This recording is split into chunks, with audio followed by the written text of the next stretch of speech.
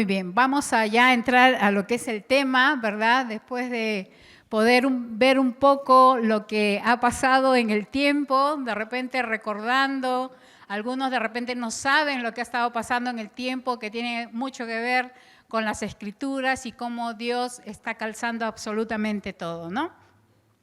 Bien, bueno, vamos a un poquito a recordar lo que estuvimos viendo en el tema anterior de la reunión última que tuvimos. Y vamos a ver aquí que, a ver, les voy a hacer una pregunta, a ver si se acuerdan.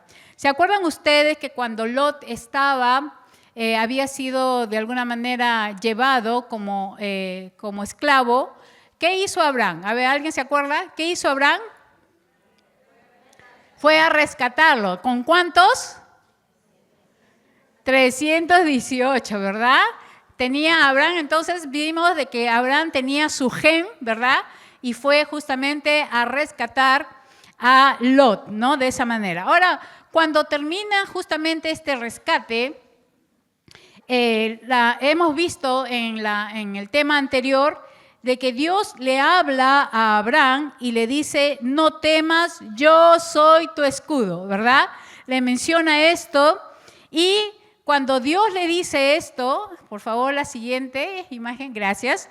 Entonces, cuando el Señor le menciona a Abraham que yo soy tu escudo, lo que le está transmitiendo en el verdadero hebreo, es de que su presencia le iba a dar confianza y también le iba a dar esperanza. Pero también el escudo representa de que Dios es el protector y defensor de nuestra vida. A la vez también habla de la dirección que Dios nos da y también la instrucción.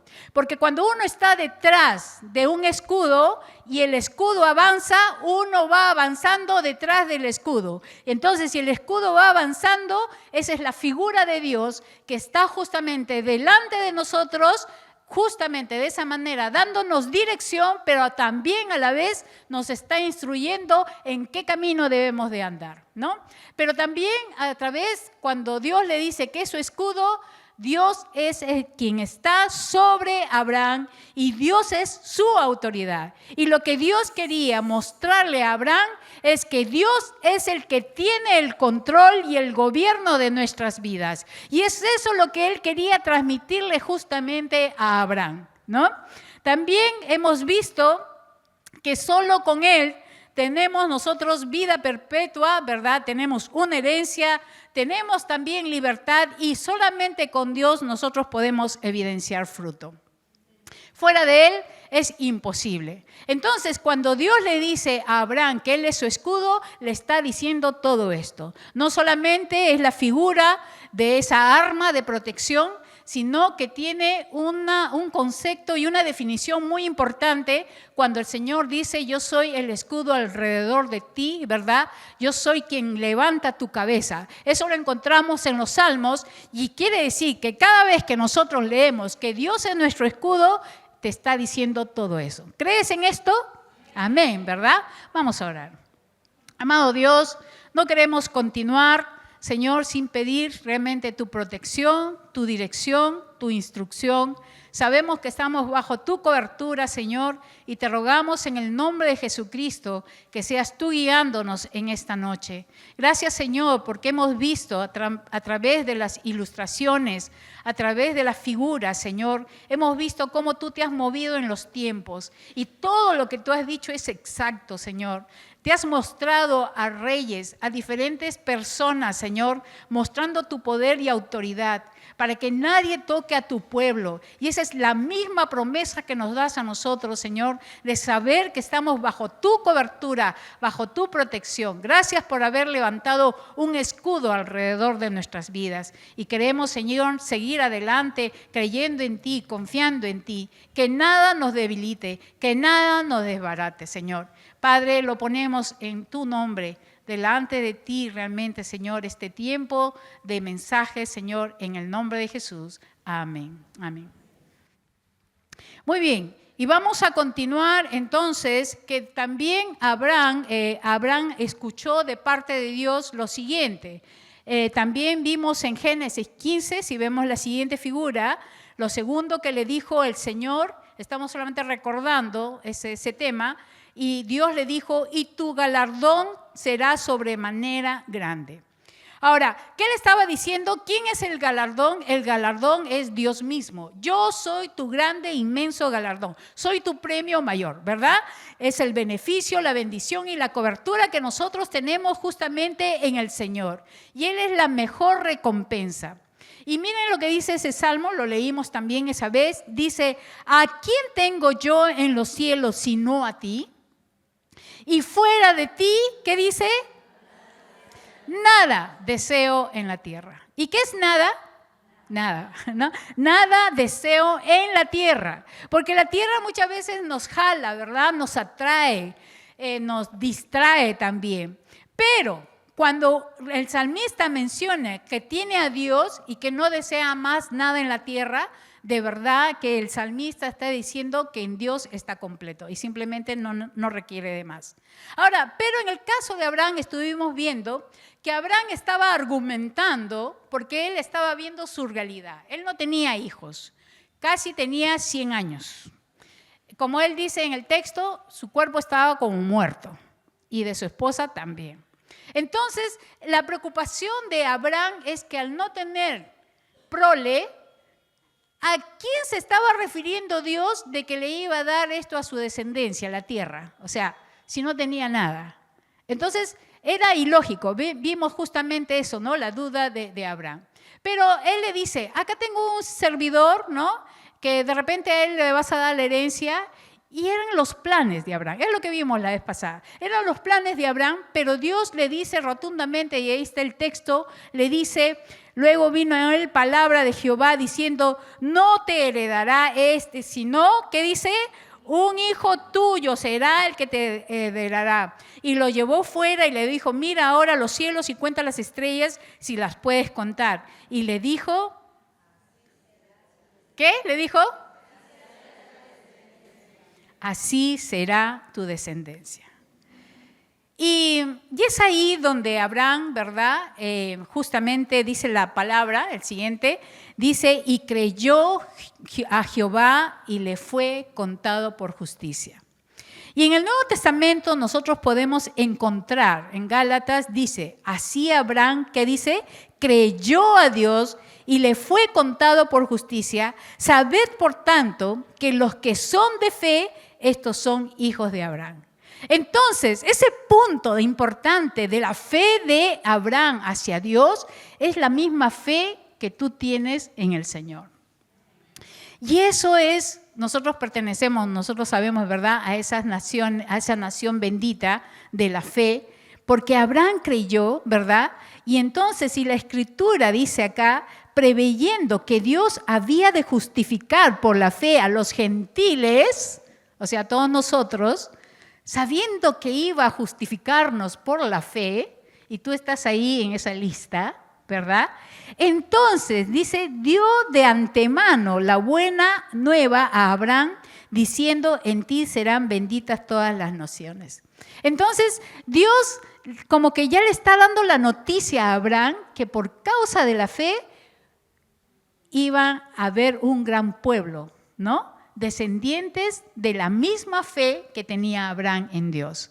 Y entonces Dios se adelanta a decirle a Abraham, y es interesante, ese texto que nosotros estamos leyendo, que tiene referencia con Génesis, se ha cumplido el día de hoy, se cumplirá mañana. ¿Por qué? Porque lo que Dios ha dicho es hecho. ¿Sí? Tú eres el producto de esa fe en el Señor y entonces nos sumamos al pueblo de la fe, ¿no? Entonces, en ti serían benditas todas las naciones. Entonces, la fe en Dios nos hace justos y produce obra de justicia. Cuando nosotros no tenemos fe, podemos hacer obras buenas, pero no son obra de justicia. Muchas veces hacemos el bien solamente porque queremos quedar bien con los demás, solamente porque nos han enseñado a hacer obras buenas, pero no es una obra de justicia porque no hay fe. Entonces, lo primero que tiene que haber en nuestra vida, tiene que haber fe, ¿sí? Y la fe va a producir una vida de justicia y, por lo tanto, la obra de justicia también. Y esto es fundamental para entender la verdad del Evangelio. Por eso en Gálatas 3:16 dice, ahora bien, a Abraham fueron hechas las promesas y a su simiente. No dice a las simientes, como si hablase de muchos, sino como de uno, y a tu simiente, la cual es Cristo. La fe en Jesús nos hace justos, pero también es para que el reino sea establecido en nuestros corazones y vivamos bajo su gobierno. Muy bien. Entonces la fe es importante. La fe es lo que nos unifica. La fe en el Señor Jesús, ¿verdad? Muy bien, vamos a ver el siguiente. Bueno, hasta aquí hemos repasado ya lo que hemos tocado anteriormente. Entonces, Abraham cree en la promesa de Dios y eso le es contado por justicia. Fue Dios quien le miró de esa manera. Entonces, Abraham cree y Dios ve a Abraham como justo. Pero es Dios quien lo ve. Entonces, ¿por qué?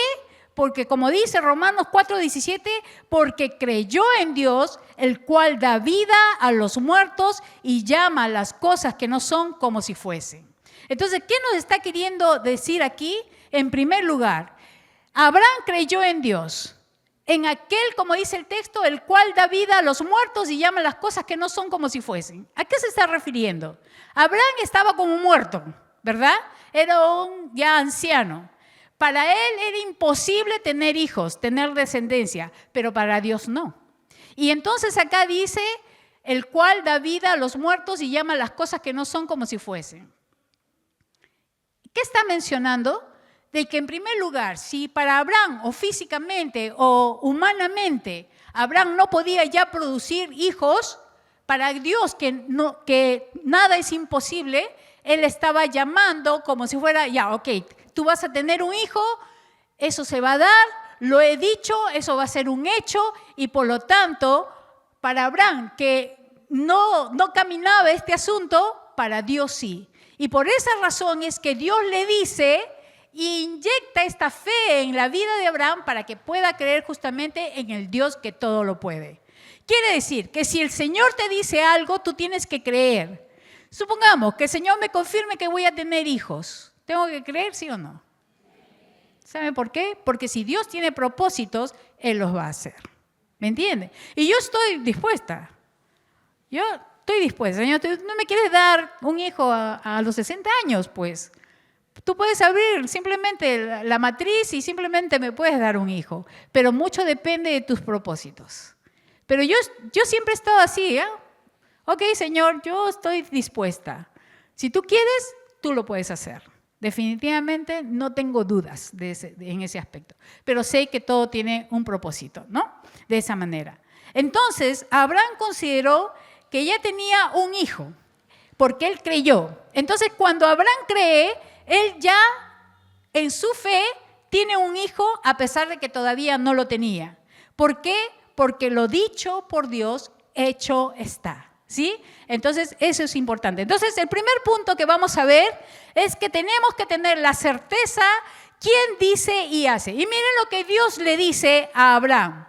Y le dijo, yo soy Jehová que te saqué de Ur de los Caldeos para darte a heredar esta tierra. En primer lugar, le dice, yo soy Jehová.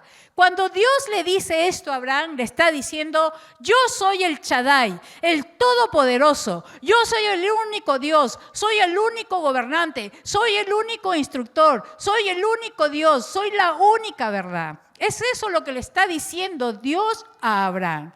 Y le dice, yo soy Jehová que te saqué de Ur de los Caldeos. ¿Quién tomó la iniciativa de sacar de Ur de los Caldeos? Fue Dios. Ahora, cuando Dios saca justamente a Abraham, Él simplemente le está diciendo yo soy. Esa palabra es importante, porque ese yo soy también Dios lo utiliza con Moisés. Y le dice, yo soy es el que te manda. Yo soy es mi nombre. Y Dios dice en el Antiguo Testamento, y lo podemos encontrar, que Él dice que mi nombre tiene que ser conocido en todas las naciones. Esa es tu tarea, esa es mi tarea, es la tarea de Abraham, de Moisés y de todo lo que estudiaremos en algún momento. Pero yo soy también, cuando Dios le dice a los padres de Israel, le dice, oye Israel, Jehová vuestro Dios, Jehová uno es. Y cuando Dios les está diciendo eso a todos los padres, le está diciendo, yo soy. Y le dice, enseñen a sus hijos. ¿De quién? Sobre su palabra, sobre su instrucción, sobre su persona. Y cuando Jesús dijo, yo soy, ¿qué pasó con los soldados? Cayeron. ¿Por qué? Porque cuando Él tiene su identidad es el Todopoderoso. Entonces, esa misma identidad está tratando de trasladarla, en este caso, a la vida de Abraham para que él entienda quién es el que le ha sacado. Pero es interesante ver, y eso después lo vamos a detallar, pero cuando él dice que te saqué de Ur de los Caldeos, y cuando dice te saqué, está hablando de un rescate. Y más adelante vamos a ver por qué. Pero él dice, te saqué de Ur de los Caldeos. Hay una tierra pagana del cual Abraham ha sido sacado. Y dice, para darte a heredar esta tierra. Y también esa palabra heredar la vamos a ver más adelante. Pero cuando Dios le saca, la siguiente, por favor. Cuando Dios saca a Abraham, no solamente lo rescata de su entorno familiar, sino que también lo está rescatando de todo ese entorno idolátrico en el cual Abraham estaba justamente viviendo. Habían costumbres paganas en los caldeos. ¿Cuáles eran sus costumbres paganas? Por ejemplo, eran polígamos. ¿Por qué? Porque los nobles se casaban con muchas mujeres y también habían prisiones extremas. ¿Qué hacían con sus esposas? Simplemente las ponían así en diferentes casas y no las dejaban ni salir ni que nadie entre. Había una pandemia en ese tiempo porque simplemente ni salían ni nada. Entonces, ¿qué sucedía? Era una prisión extrema, aparte de la poligamia. Había una gran vanidad en las mujeres. Usaban unas joyas así, unos collares, unos aretes que se les caía la oreja. Eran muy, muy vanidosas. Y también ellos simplemente tenían la idolatría del dios principal llamado Baal, ¿no? Y también había mucha opulencia. Entonces, todas esas costumbres paganas vivían en los caldeos, donde vivía justamente Abraham. Entonces, cuando el Señor simplemente lo saca, lo está rescatando. ¿Y qué dice Josué 24:2? Dice, y dijo Josué a todo el pueblo, así dice Jehová, Dios de Israel, vuestros padres habitaron antiguamente al otro lado del río, esto es Taré. ¿Padre de quién? De Abraham y de Nacor. ¿Y servían a quiénes? Entonces, está hablando de esta tierra, ¿verdad? Idolátrica, pagana, y el Señor le rescata. Entonces, el plan de rescate es de Dios y no de Abraham. Entonces, Dios dice para darte a heredar esta tierra y este dicho hecho está, lo cual vemos el día de hoy. Cuando el Señor le muestra a Abraham la tierra que va a simplemente conquistar o tener, nosotros lo podemos ver el día de hoy. Pero quisiera detenerme, eso lo vamos a ver más adelante, quisiera detenerme en el término cuando Dios saca a Abraham. El siguiente, por favor. El término sacar en el caso de Abraham es el mismo término en la vida del pecador que es rescatado. Entonces, cuando el Señor decide sacar a Abraham de Ur de los Caldeos, está sacándole de un pozo de paganismo, de un pozo de pecado, al igual que lo ha hecho contigo y conmigo. Las figuras que nosotros vemos en la Biblia se repiten mucho en el tiempo de la iglesia. A veces nosotros vemos solamente la vida de Abraham como la historia y no enlazamos en la línea de redención que Dios tiene para con su pueblo. Porque nosotros somos un solo pueblo, ¿verdad? El pueblo de la fe. Entonces, nosotros no podemos dividir la historia de los personajes bíblicos con la vida real de la iglesia. Hay una línea de redención que nos une. Y por lo tanto, lo que sucede a los patriarcas, lo que sucede en Egipto, etcétera, todo tiene que ver con la línea de redención.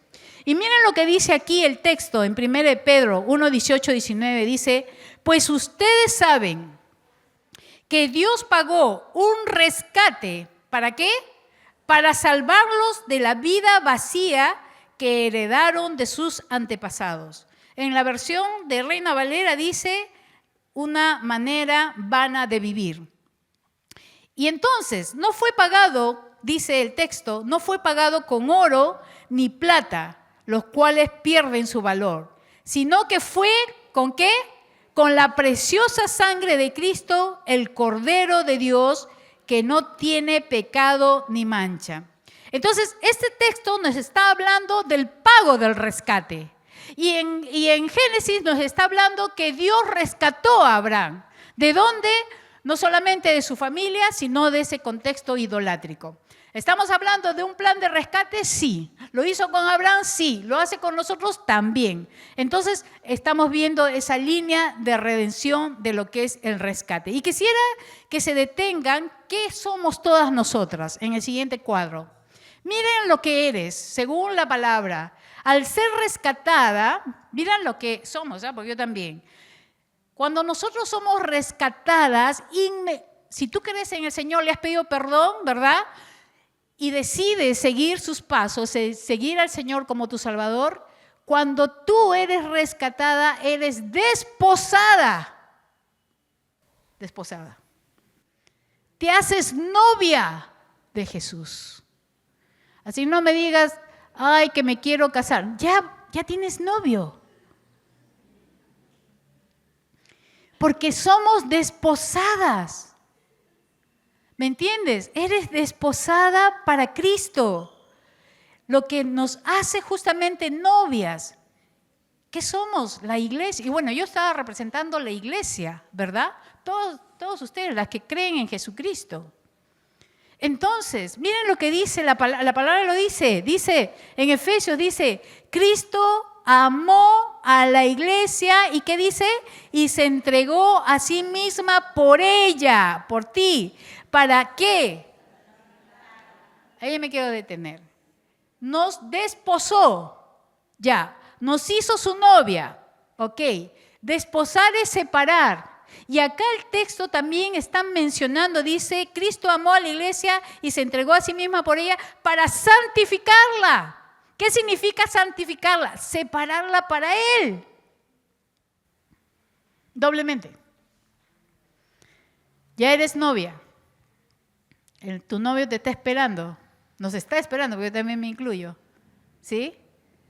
Yo tengo esposo, pero también tengo novio, ¿no? Entonces, mi esposo lo sabe. Mi esposo lo sabe. Entonces, si tú estás buscando un novio, como te repito, ya lo tienes. Ya lo tienes. Y es el mejor novio que podemos tener. Y dice, miren, para santificarlo. Miren lo que quiere hacer con nosotros. Santificarla, habiéndola purificado, ¿en qué? En el lavamiento del agua por la palabra. ¿Qué hace Jesús con nuestras vidas? Cada vez que tú lees su palabra, porque es su voz la que tú lees, es su voz ahora escrita. Y esa voz, que es la palabra, ¿qué dice la palabra? Que la palabra limpia el corazón, ¿verdad?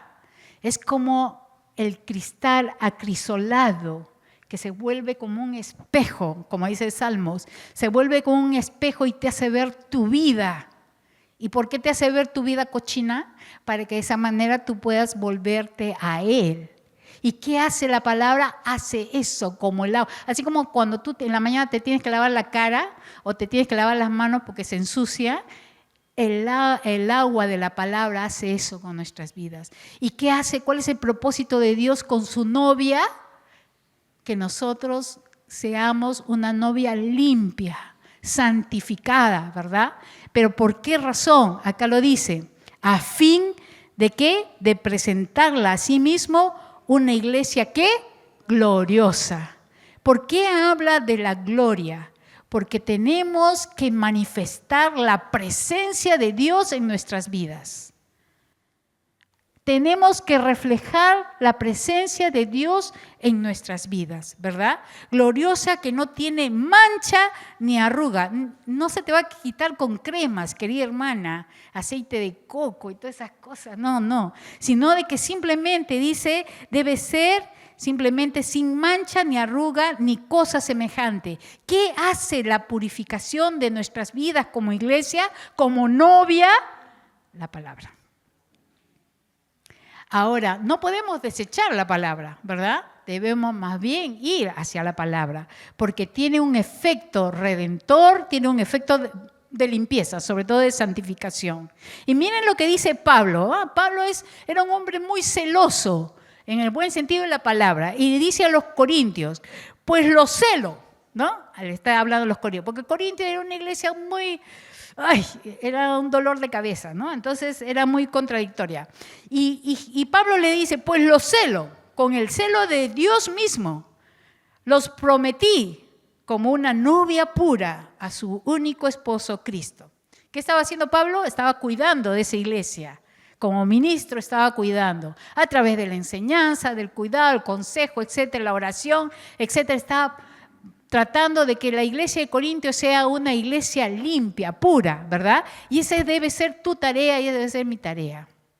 Yo no puedo contaminar a mi hermana. Si he sido de tropiezo, por favor, pídele perdón, hermana. A veces estamos con el chisme, juzgando, criticando, y las hermanas dicen, me parece como que muy atacadas, ¿verdad? Entonces tenemos que cuidar mucho esto, ¿verdad? Entonces, miren lo que somos. Entonces, ¿qué eres? Desposada, eres novia. Dile a tu costado, eres novia de Cristo. Tú también, dile, tú también. Ya pronto nos vamos a ir a la boda. Pronto viene nuestro novio, ¿verdad? Hay que estar velando. Pronto viene nuestro novio. Y ahí sí, él realmente nos va a poner una vestidura de lino fino, ¿no? Una hermosa vestidura. Muy bien. Pero también el texto dice, en Génesis 15:7, siguiente por favor, dice, y le dijo, yo soy Jehová, que te saqué de Ur de los Caldeos para darte, ¿a qué? A heredar esta tierra. Y la palabra herencia vamos a encontrarla dos veces, en el versículo 7 que estamos leyendo y también en el versículo 18. Y dice, heredar y daré. Entonces, darte a heredar esta tierra, Abraham y su descendencia ocuparían estos lugares, pero primero, para poder ocupar estos lugares, primero tenían que desalojarlos. ¿Cómo tenían que desalojarlos? A través de la conquista. Cuando ellos conquistaban estos terrenos, ¿verdad? Entonces podían poseerlo. Pero Dios ya lo había determinado así. ¿Dónde sucede la conquista? En el libro de Josué. Ahí sucede mayormente toda esta conquista. Entonces, si nosotros lo llevamos al plano espiritual, vamos a ver el siguiente, también nosotros tenemos una herencia prometida por medio de Cristo. Miren lo que dice 1 Pedro 1, 4, 5, dice, y tenemos una ¿qué? Una herencia. Miren, también tenemos herencia. Así que no me digan que estamos misios, estamos... No, tenemos herencia. Una herencia que está, ¿dónde? Reservada en el cielo para ustedes. Pura y sin mancha, que no puede cambiar ni deteriorarse. Por la fe que tienen, Dios los protege con su poder hasta que reciban esta salvación, la cual está lista para ser reservada en el día final a fin de que todos la vean. Hemos leído en el texto anterior, ¿quién es nuestro galardón grande? Ahora, nuestra herencia son las calles de oro. Nuestra herencia son el muro de piedras. ¿Quién es nuestra herencia? Por favor, cuando prediquen, no estén ahí negociando. Uy, mira, arriba vas a recibir calles de oro, mar de cristal, vas a recibir corona. Bueno, sí nos las van a dar, pero ese es el lugar del reino de nuestro Señor. Ahí vamos, el Señor nos va a compartir, pero el galardón grande es Dios mismo. No nos equivoquemos, ¿ya? No nos equivoquemos. Ok, y dice en Colosenses, dice, Dios quiso que su pueblo supiera que las riquezas y la gloria de Cristo también son para los gentiles. ¿Cuál es? Que Jesucristo realmente se establezca en tu corazón como Señor y Salvador. ¿Sí? Ese es el mayor premio. Pero también, claro, habló el Señor a Abraham que a su descendencia le daría esta tierra, y ahí está hablando de una conquista física. Porque Israel, como hemos visto, tiene mucha trascendencia con la Nueva Jerusalén. Vamos a ver el siguiente. Bueno, ahí está bien. Entonces el versículo 18 dice, a tu descendencia daré esta tierra desde el río de Egipto hasta el río grande, el río Éufrates. Y dice en Josué 1:4, dice, desde el desierto del Negev hasta las montañas del Líbano, al noreste, desde el río Éufrates al oriente hasta el mar Mediterráneo al occidente, incluida toda la tierra de los hititas. Quiere decir que eso es toda la tierra que ganaron, y ahí está el mapa, ¿verdad? Ahí está Josué, ¿verdad? Y entonces simplemente ahí está. Lo que Dios le dijo a Abraham, años después, fueron conquistados, poseyeron la tierra en el tiempo de Josué. Lo que Dios dijo, se hizo, ¿sí? Y es lo que nosotros podemos conocer como el Israel actual. Ahora, Dios le dice a Abraham de una descendencia que no tiene, pero lo dicho, hecho está, definitivamente. Ahora, ¿qué pasó en el camino? Porque como Israel era tan obediente, ¿verdad? Entonces, Dios sí cumple sus promesas. El siguiente, por favor. Dios cumple sus promesas porque sus dichos, hechos son, pero el pueblo de Israel desobedece. Si no sabían. Bueno, lean su Biblia, porque eso está en Josué. Entonces, el pueblo de Israel desobedece, pero Dios sí cumple su promesa. Pero miren lo que dice en Jueces. Seguían a otros dioses, dice en Josué Jueces, seguían a otros dioses, los servían y les rendían culto. Además, se negaban a abandonar sus prácticas malvadas y sus tercos caminos. Miren lo que estaba haciendo el pueblo de Israel. No obedeció. Y cuando no hay obediencia, hay un resultado. ¿Sí o no? Y no nos gusta pagar el resultado, pero hay un resultado, les digo, ¿no? Entonces, ¿qué dice en el versículo 20? Dice, por eso el Señor ardió de enojo contra Israel y dijo, ya que este pueblo ha violado mi pacto que hice con sus antepasados y no ha hecho caso a mis mandatos, ya no expulsaré a las naciones que Josué dejó sin conquistar cuando murió. Lo hice para poner a prueba a Israel para ver si seguiría o no los caminos del Señor, como lo hicieron sus antepasados. Por esa razón el Señor dejó esas naciones donde estaban, no las expulsó de inmediato, ni permitió que Josué las conquistara a todas. Dentro de esos enemigos, ¿quiénes se han quedado? Los palestinos. Si ustedes leen Josué, van a ver que los cananitas se quedaron, que todos los cananitas se quedaron, varios cananitas se quedaron, y dentro de ellos están los palestinos, los que están actualmente, y que siguen en guerra, pero Israel tiene que extenderse. Entonces, acá estamos viendo la palabra de Dios, y lean, les animo a que comiencen a leer desde Génesis, de verdad, lean en orden, para que así no, ustedes mismos no se confundan. Y eso les va a ayudar mucho. Y yo estoy volviendo a leer la Biblia otra vez, porque ya la terminé, pero otra vez. Y cada vez que leo, wow, tomo más sentido de lo que realmente está pasando, ¿no? Entonces es interesante. Bueno, pero vamos a ver entonces que a lo que Dios dice, ¿cuál es la reacción del que escucha al que dice? El siguiente, por favor, ese es el siguiente punto. Hasta aquí Abraham había escuchado al Señor, ¿verdad? Que él había rescatado de Ur, ¿verdad? De los caldeos, también le habla de la herencia, ¿verdad? Pero en el versículo 8 dice, y él dijo, Señor, ¿en qué conoceré que la heredaré? El Señor le está, bonito está todo, ¿no? Señor, ¿cómo voy a conocer esto? Que realmente lo voy a heredar. ¿Qué es eso? ¿Qué reacción es? Duda. ¿Y cuántas veces nosotros hemos dudado, verdad, del Señor? ¿Y qué cosa trae la duda? Cuando tú comienzas a dudar, esto te inquieta. En primer lugar, te inquieta, crea indecisiones en tu corazón. hay recelo en lo que escuchas, creas sospechas si será cierto o no, la duda te paraliza porque no puedes tomar decisiones, la duda produce ansiedad, ¿será o no será? ¿Me estará diciendo la verdad o no? En conclusión, no cree. Entonces, cuando Abraham le está diciendo justamente, Señor, ¿en quién conoceré que la voy a heredar? Primero, miren el texto, primero le dice, Señor Dios. Miren, le dice, Señor Dios, reconoce la autoridad de Dios. Pero luego Abraham pide una señal como diciendo, demuéstrame lo que me estás diciendo. ¿Hay congruencia? No lo hay. ¿Hay coherencia? No lo hay, ¿verdad? Entonces, ¿Dios qué le dice? Inmediatamente el Señor, Él no entra, no entra en excusas. Simplemente le dice lo que tiene que hacer. Y le dice, tráeme una becerra de 3 años y una cabra de 3 años y un carnero de 3 años, una tórtola también y un palomino. Entonces, ¿qué le está diciendo el Señor? Que tenga una reacción de escuchar y de hacer. Entonces, Dios simplemente corta la duda para que no se extienda en el corazón de Abraham, y Dios le da una lista de lo que tiene que hacer para que corte justamente con esa duda. ¿Qué hace Abraham? Vamos a ver el siguiente.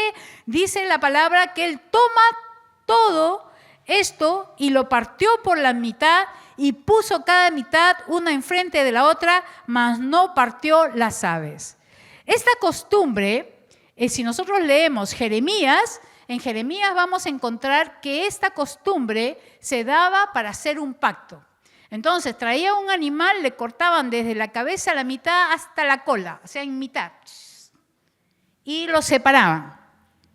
Luego, simplemente la sangre que había estado ahí, ambos tenían que pasar por el medio, mancharse sus vestidos, y esto era como firmar un contrato.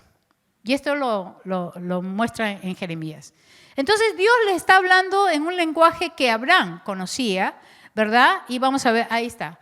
Antiguamente se hacía esto y miren lo que decía, los que hacían el pacto, que así me sea hecho si no cumplo con mi parte del pacto. Quiere decir, si uno no cumplía, uno iba a morir como esas ofrendas. Entonces, ese era el pacto. Y lo vemos ahí en Jeremías 34, 18 al 20. Entonces, ¿qué estaba pidiendo en este caso Abraham? ¿Qué quería ver? Él quería ver que este contrato se hiciera real de parte de Dios y de parte de él. Y por esa razón él fue obediente, ¿verdad? Trae todos los animales, pero es interesante ver acá los números. ¿Por qué? Porque en hebreo los números tienen mucho significado. Los animales cortados dan 6, más las 2 aves dan 8. Este número en el término hebreo significa o tiene que ver con el reino. En el hebreo aparece solo la descripción de todos los animales y solamente aparece una ave. Quiere decir, sumando dan 7. Y el 7 significa o representa la santidad. Ambos tienen que ver con el reino. Así que, de todas maneras, sea 8, sea 7, simplemente tiene que ver, hay mucho significado, ¿verdad? Y tiene que ver con el reino, porque habla del sacrificio, y tiene que ver con la santidad, que es la vida que debemos de llevar cuando creemos en el Señor. Entonces, ambos resultados son buenos. Muy bien, pero quería explicarles eso. Ahora, vamos a ver el siguiente. Y dice, y descendían, miren lo que pasa, y descendían aves de rapiña sobre los cuerpos muertos, y Abraham las ahuyentaba. Abraham estaba esperando, y acá tuvo que aprender otra reacción de la paciencia. La paciencia no es contar hasta 100, la paciencia es tener perseverancia. Ay, fue lento el hermano, la hermana, perseverancia, esa es paciencia, ¿ya? Entonces, ¿qué sucede? Simplemente, aquí dice el texto que descendían las aves de rapiña sobre los cuerpos muertos y Abraham los ahuyentaba.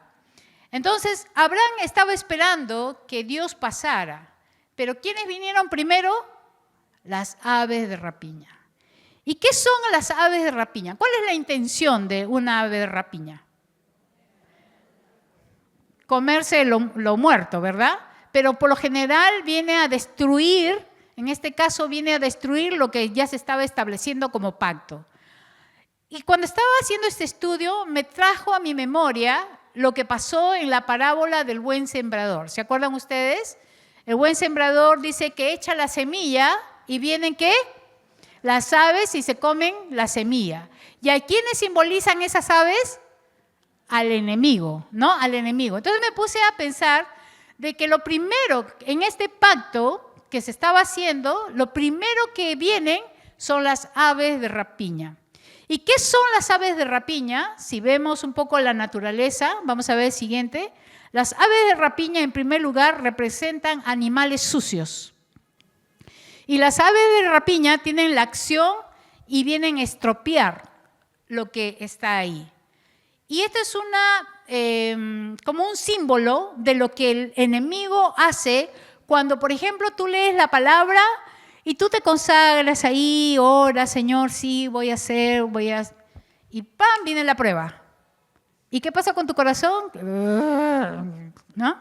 Quieres matar a esa persona cariñosamente, quieres darle veneno, qué sé yo, que se vaya de la casa, cositas así. Porque viene siempre las aves de rapiña a querer destruir lo que Dios está estableciendo a través de la palabra. Entonces, acá hay un pensamiento que el malo no encuentre ni en ti ni en mí una compañera, ni tampoco, sino una enemiga. Eso es lo que tiene que encontrar en nosotros, ¿verdad? Eso es algo importante. Entonces, ¿qué sucede? Simplemente vino eso. Pero, dice el texto, más a la caída del sol, dice, sobrecogió el sueño a Abraham y he aquí que el temor de una grande oscuridad cayó sobre él.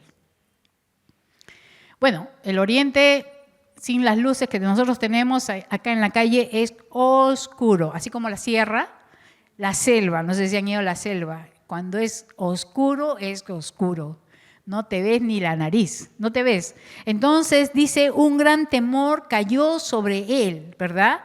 Y vino una reacción que fue el temor.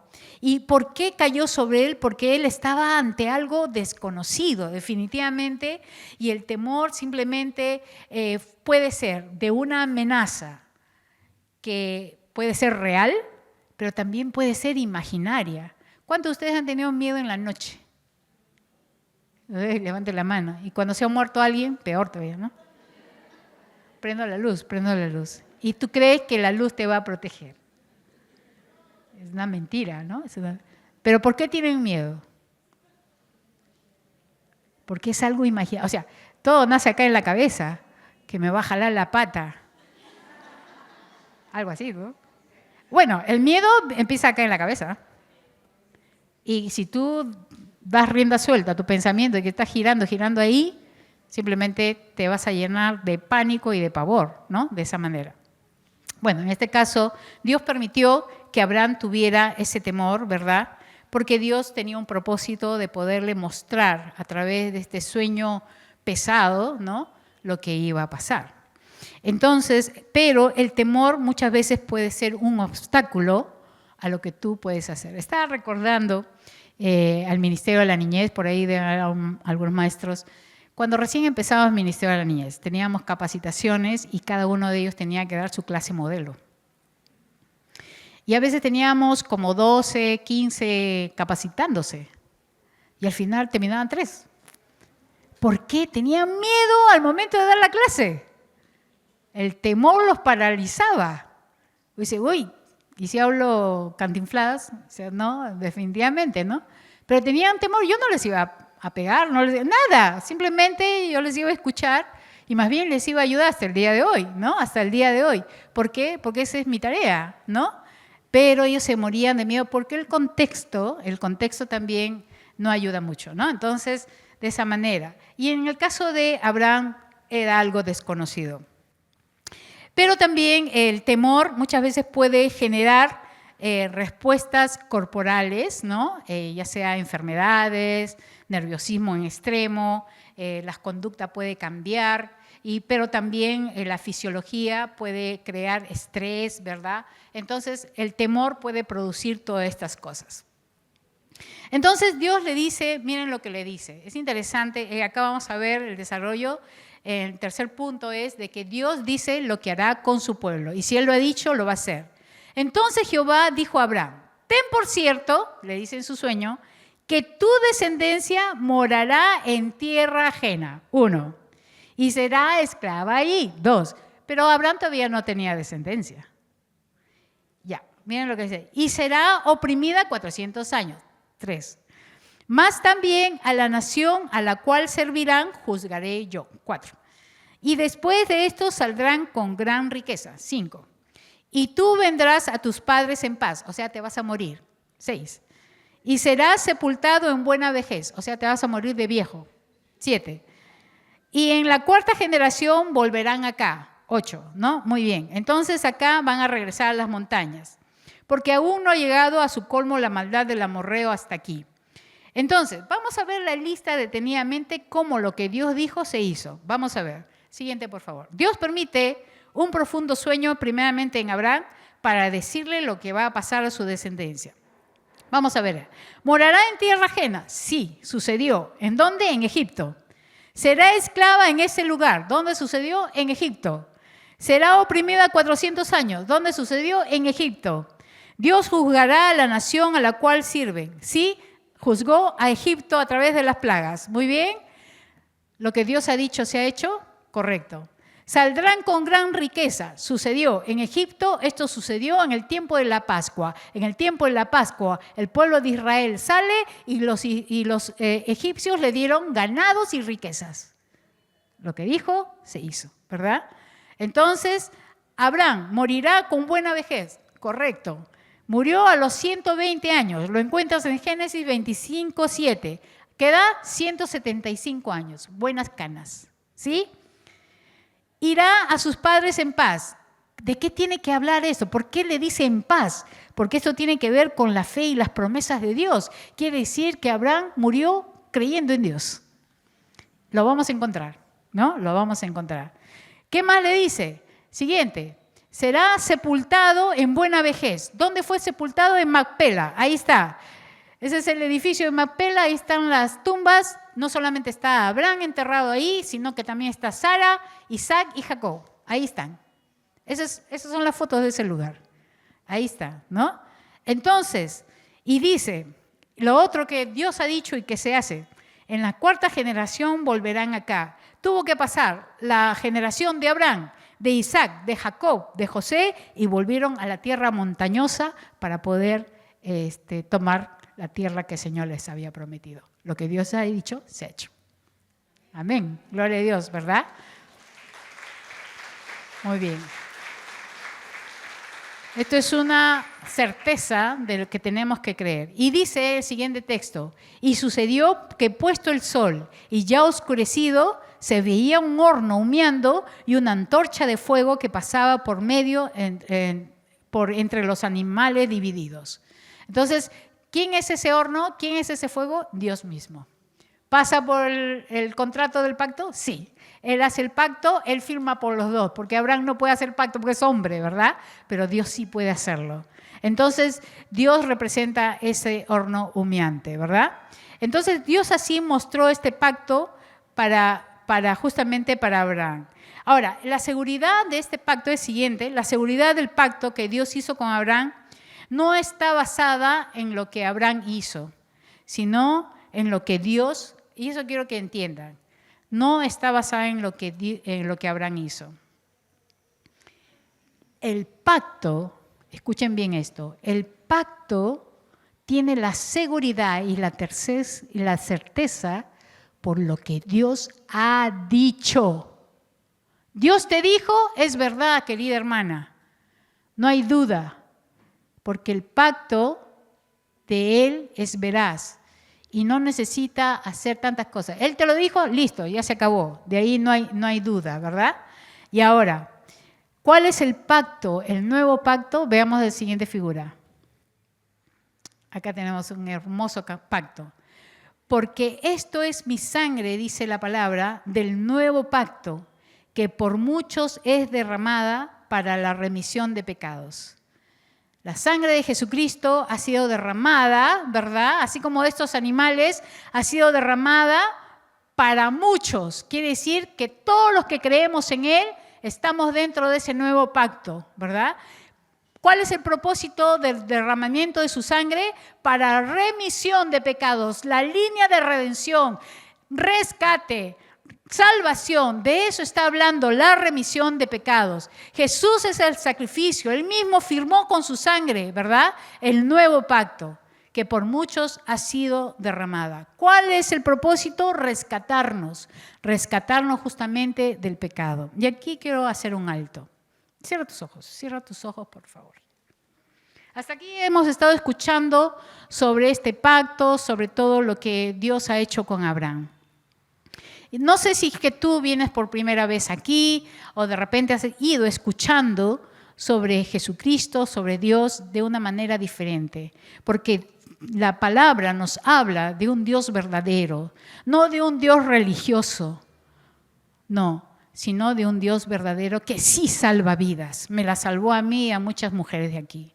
Pero la pregunta es, querida hermana, amiga, si tú entiendes que Jesucristo ha derramado y quiere firmar el nuevo pacto que ha derramado justamente en la cruz por amor a ti y por muchos, como dice el texto, si tú quieres realmente ser salvada por Jesucristo y entrar en ese nuevo pacto en donde Jesús ha dado su vida por ti y quieres entregarle tu vida al Señor, levanta tu mano ahí, levanta tu mano y dile, Señor, realmente yo quiero entrar en ese nuevo pacto para que tú me des esa vida nueva. Levanta tu mano ahí si es que deseas tomar esta decisión por el Señor.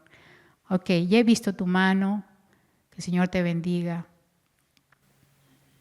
Ok, ¿hay alguien más que desea realmente ser salvado por Jesucristo y decirle, Señor, quiero entrar en ese nuevo pacto en el cual tú lo firmaste con tu propia sangre?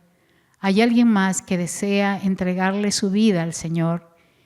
Puedes levantar tu mano ahí donde estás. El resto, por favor, pueden cerrar. Sí, niña, ya vi tu mano. Ya vi tu mano. ¿Hay alguien más? Bien, vamos a orar. Amado Dios, en esta noche, Padre, tú nos has hablado, Señor, lo que has hecho en la cruz, Señor, lo que has firmado con tu propia sangre, como tú dices, para redención de pecados. Lo que tú quieres es salvarnos. Así como rescataste a Abraham de una vida pagana, sabemos, Señor, que tú quieres rescatar nuestras vidas también. Quiero pedirte perdón, porque lo que me ha ido deteniendo a no creer en ti, Señor, ha sido mi propio pecado. Y te pido que me perdones, Señor, y de esta manera poder pasar a la cobertura tuya, a ese gobierno tuyo, Señor, que es de salvación. Por favor, quiero dedicar mi vida delante de ti, Señor, para solamente amarte a ti, vivir para ti. Señor, ahora que creo en ti, sé que soy desposada contigo, separada para ti, Señor, como la novia que espera al novio en su pronto regreso. Señor, te rogamos tu bendición en este tiempo. Bendice a estas hermanas, a estas hijas, Señor, tuyas, que han levantado su mano, permite que puedan ser perseverantes. En el nombre de Jesús, amén. Amén. Muy bien. Bueno, entonces ya concluyendo con este tiempo, vamos a tener un tiempo de grupo. Bueno, se reunieron entre 12, es un grupo, y van a ustedes poder ver, ahí hay algunas preguntas que pueden responder. Dice, cuando Dios te ha dicho algo, ¿qué reacciones has tenido y por qué? ¿Qué harás la próxima vez que Dios te diga algo? ¿Tienes la certeza de que Jesús te ha rescatado? ¿Por qué? Son 3 preguntas bastante sencillas. También, antes de poder terminar, vamos a hacer tareas. ¿Cuál va a ser la tarea? La tarea es preparar una reunión para mujeres en los pisos 4 y 5. Preparar una recepción especial puede ser de 2 o 3 gems que se pueden unir. Pasar una película cristiana. Hay una muy buena que es Jesús de Nazaret, el Hijo de Dios, 2019, película completa, etc. Y ustedes mismos van a tener que dar la conclusión. Es poder echar las redes, ¿verdad? y poder hablar al Dios del pacto, ¿no? Entonces, y también esa película ya me la bajé, así que si quieres un USB te la paso. También cuando las personas simplemente van a conocer al Señor, tienen que canalizarlo a la vida de iglesia. Tienes que hacer esta reunión según cronograma, o sea, según los GEM, porque no sé qué fechas van a decidir para poder invitar a personas nuevas. Tener contacto por celular y en el templo en el caso de decisiones.